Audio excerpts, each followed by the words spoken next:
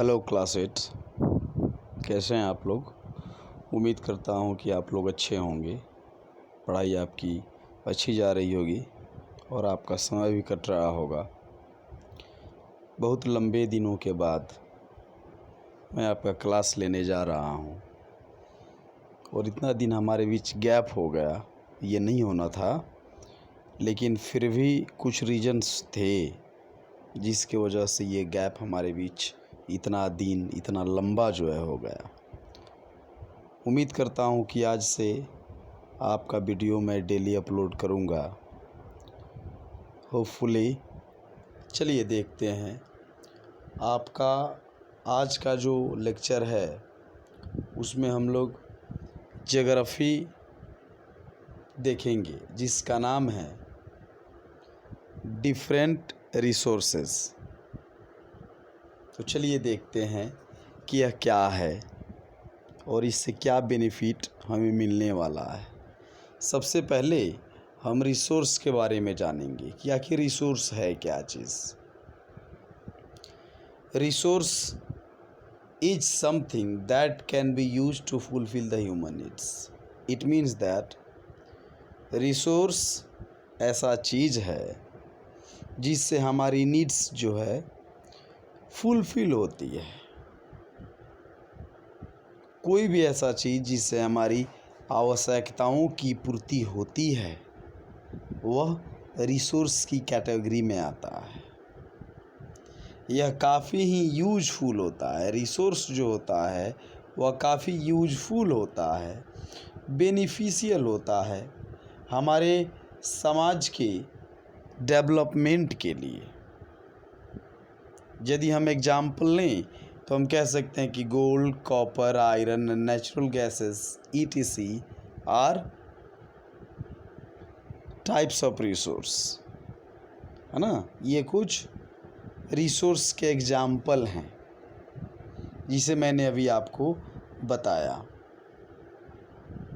चलिए आगे देखते हैं।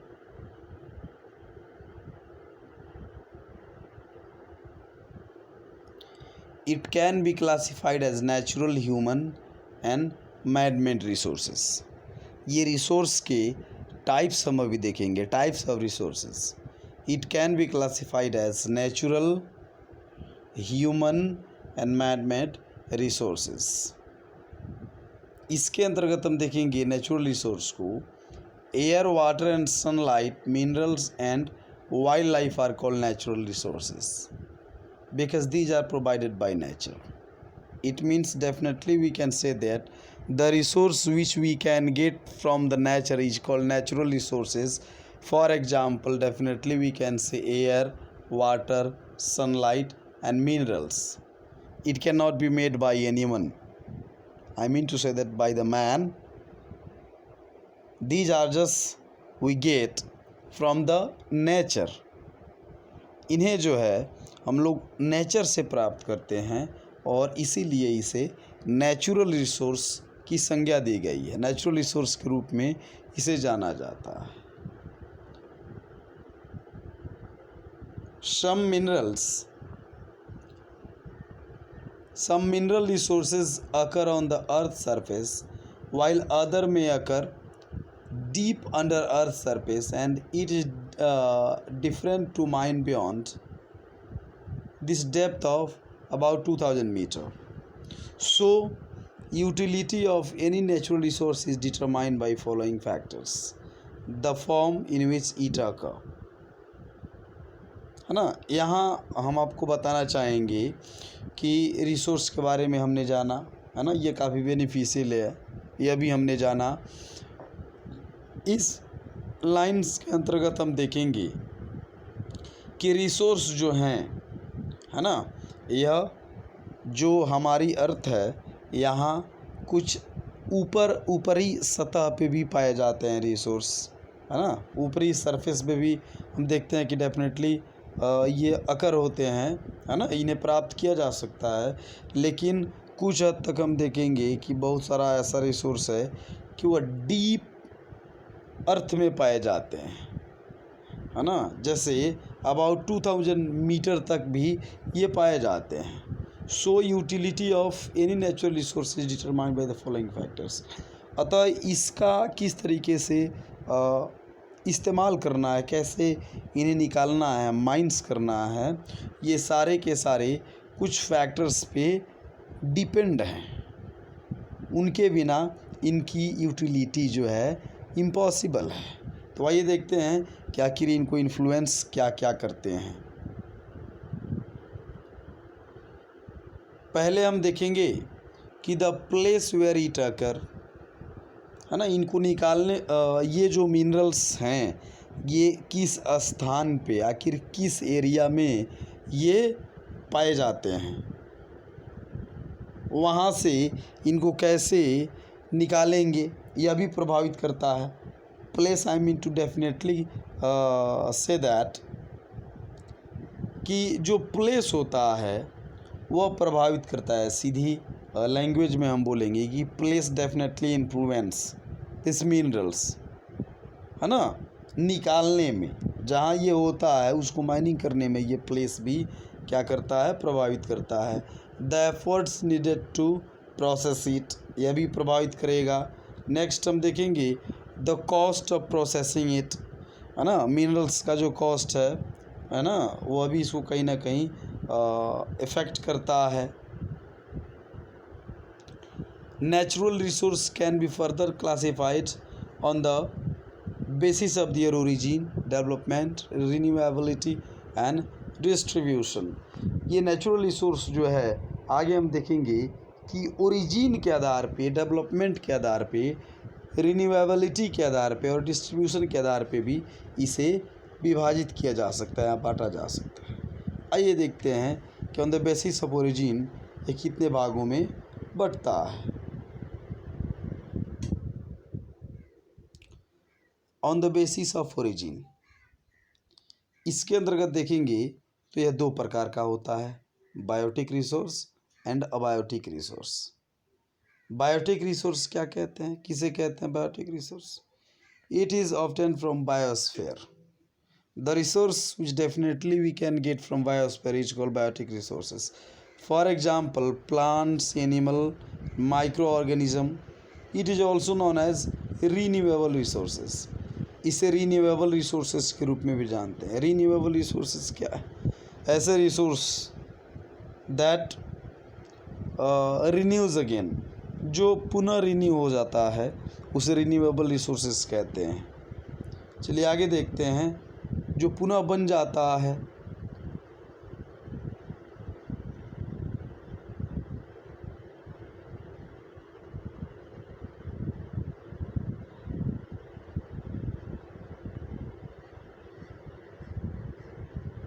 आगे देखेंगे अबायोटिक रिसोर्स।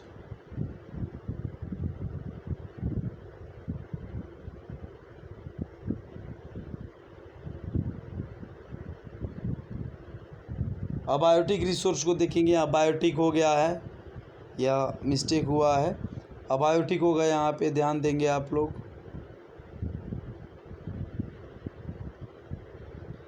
अबायोटिक रिसोर्स यहाँ पे होगा। अबायोटिक रिसोर्स क्या है? It is obtain from non living things, example land, water, iron, copper, gold, etc. In this series, some of the resources cannot be reused, so they are called non-renewable as iron, gold, petrol, etc. Abiotic resource जो है non living से हम प्राप्त करते हैं। Example के तौर पर land, water, iron, copper, gold, etc. ये सारे के सारे अबायोटिक हैं जिन्हें नॉन लिविंग से हम लोग प्राप्त करते हैं। और इस सीरीज में कुछ ऐसे रिसोर्स हैं, है ना, जिनका पुनः हम लोग रीयूज्ड नहीं कर सकते। फॉर एग्जांपल आयरन, गोल्ड और पेट्रोल, इसलिए इन्हें नॉन रिन्यूएबल के नाम से भी जाना जाता है। चूँकि एक बार यह ख़त्म हो गए तो पुनः हम इसे प्राप्त नहीं कर सकते। आइए आगे देखते हैं। On the basis of development, on the basis of development, on the basis of development, इसके अंतर्गत पहले पोटेंशियल रिसोर्स है। The resource which exist naturally but have not been put for proper use are called potential resources. Naturally जो resource exist करता है ना, लेकिन उसका प्रॉपर यूज नहीं किया जा रहा होता है, पोटेंशियल रिसोर्स के रूप में आता है। एग्जाम्पल के तौर पे हम देखेंगे यहाँ पे, Africa has great potential resource in many of its river but that is not in proper use. Africa की बात करेंगे, वहाँ बहुत सारी नदियाँ हैं जिसमें वाटर प्लेंटीफुल है, लेकिन कोई ऐसा क्या कहेंगे कि उनके पास उसको यूज करने का तरीका नहीं है, प्रॉपर यूज में नहीं है वो वाटर, इसलिए वह अफ्रीका की नदियों का जो वाटर है वो पोटेंशियल रिसोर्स का एग्जाम्पल हो सकता है। On the basis of distribution it is of two types, ubiquitous and localised. ये दो प्रकार का होता है। तो चलिए देखते हैं यूबिक्विटस क्या है। It can be found everywhere as land air. Ubiquitous ऐसा रिसोर्स है जो हम कहीं भी जाएंगे पाएंगे इसे, definitely on this earth anywhere we go definitely we can see that, है ना। जैसे लैंड हो गया, वाटर हो गया, एयर हो गया, कहीं भी जाएंगे तो हम पाएंगे। इस अर्थ पे हम अर्थ की बात करें तो लैंड एयर कहीं भी जाएंगे तो डेफिनेटली पाएंगे। आगे देखेंगे लोकलाइज्ड रिसोर्स के बारे में।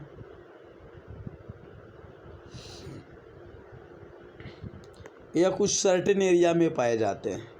लोकलाइज्ड से भी ऐसे मालूम पड़ता है कि ऐसे रिसोर्स जो कुछ लोकल एरियाज़ में पाए जाते हैं, जैसे कोल, कॉपर, ईटीसी, ये कुछ लोकल एरिया हैं, एवरीवेयर हम नहीं पा सकते इसको। जैसे कोल है, हम झारखंड के रीजन में पाते हैं इसको, है ना। कॉपर है, राजस्थान में हम पाते हैं इसको।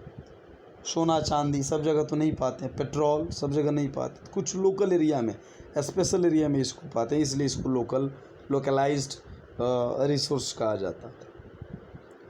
अब आगे देखते हैं ह्यूमन मेड या man made resource. The resource which is made usable, the resource which is made usable show those who make that to use by the skill called human resource. Example, human being use natural resource to make road, building etc.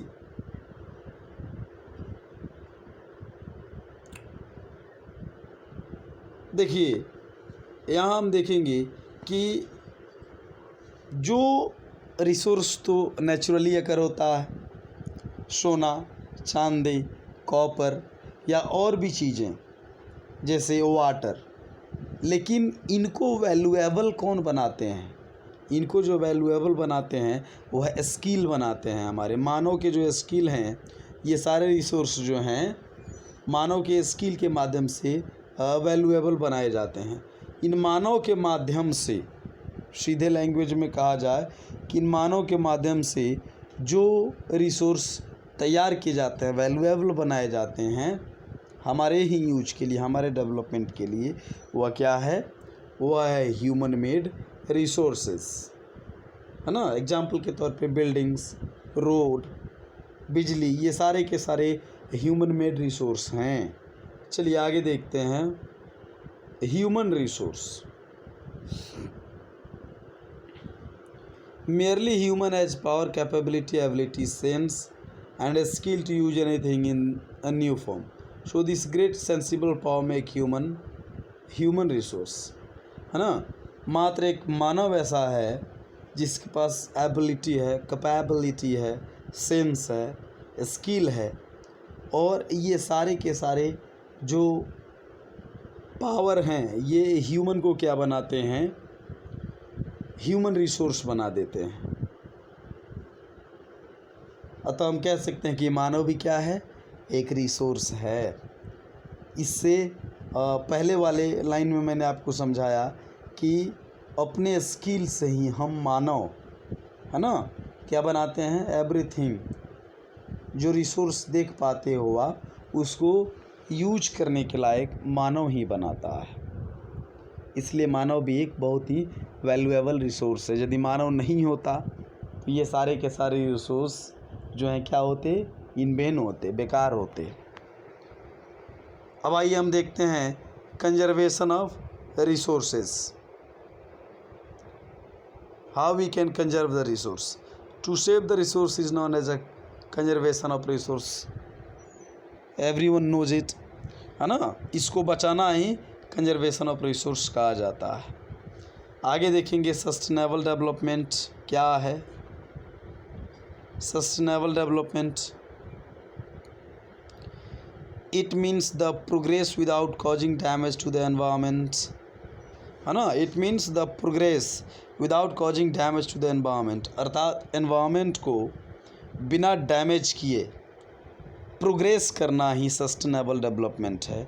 साथ ही हम ऐसा कह सकते हैं कि हमारे environment को बिना डैमेज के, बिना कोई ख़तरा पहुंचाए और हम अपने नेक्स्ट जनरेशन के लिए रिसोर्स को सेव करते हुए प्रोग्रेस करें, तो वो सस्टेनेबल डेवलपमेंट के अंतर्गत आता है। यह क्लास जो है, इस क्लास में, इस लेक्चर में हमारी आवाज़ जो है बहुत अच्छा हो सकता है नहीं सुनाई दे आपको, क्योंकि मेरा गला जो है प्रॉपर काम नहीं कर पा रहा है, गला फंसा हुआ है। कोल्ड और स्नीजिंग जो है एक तरीके से थोड़ा बहुत मुझे हो गया था। अभी मैं ठीक हूँ, लेकिन गला थोड़ा फंस रहा है, इसलिए आवाज़ साफ़ नहीं होगा। तो आप लोग अच्छे से इसको ध्यान दे करके सुनिएगा। कोई प्रॉब्लम हो तो आप मैसेज कर सकते हो, जैसा मैं हर एक बार बोलते रहता हूँ। और लेक्चर के अंत में मैं हमेशा कहता हूँ कि save trees save the earth. यदि हम अपने पृथ्वी को बचाना चाहते हैं तो हमें पेड़ पौधे बचाने होंगे, फॉरेस्ट को बचाना होगा। नहीं तो आप देख रहे हो कि कितना जो है बैलेंस गड़बड़ा गया है हमारी दुनिया का।